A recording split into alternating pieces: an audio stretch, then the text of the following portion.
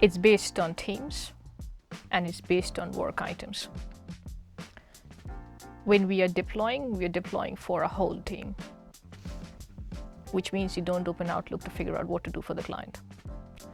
And that's quite important because otherwise you would have a bunch of people on platform, bunch of people off platform, and you lose value and you lose insight.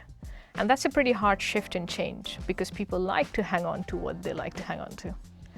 Not many people will say, oh, it's okay if I don't open Outlook to figure out what I need to do for the day. But we took a fundamental shift to say, let's do team by team. Let's define the organizational boundaries.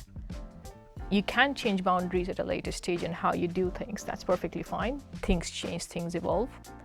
But for fundamentally to get the right level of insight, it has to be based on teams and end-to-end work or end-to-end process rather than let's just put these 3 steps into orchestration and leave the other 2 out.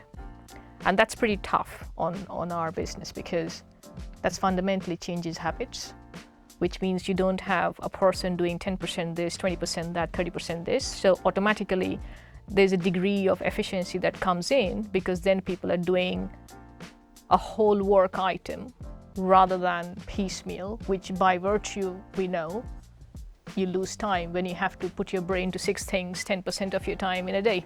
Yeah. So in a way, it's also indirectly influencing the work habits people have and the behaviors people have. So you can't do hokey-cokey change management. You're either all in or you're all out. Or you come prepared and you come to it at a later stage. That's also perfectly fine. And in some cases, there were teams who were not prepared, and we helped them to get prepared. What we call as, we have something called Enate prerequisites. Mm-hmm. And we actually coach a number of operational managers and leaders to say, this is how you need to think about it. This is how you need to shape up before you join the queue for coming on to orchestration. Very good. Are you finding that queue self-filling, or are you going out and selling it to the business? I have the opposite problem. I don't have to sell. Oh, wow. I have a supply issue than a demand issue. Oh, wow. But I think, not having to go convince the business you need it. I think everybody's seeing by the virtue of the delivery that it's a given, so to say.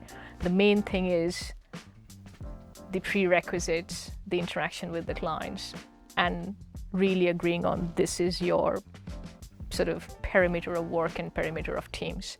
That's a hard one to do because you would appreciate a lot of business wants to have flexibility of changing and chopping and doing things differently if they feel like. And that's a hard part of change management, right? But I think, we started in Asia, which is, normally quite a difficult place to go and tell a customer to do something differently. That gives me some degree of confidence that, as we progress into other parts of the world, it should ramp up much faster.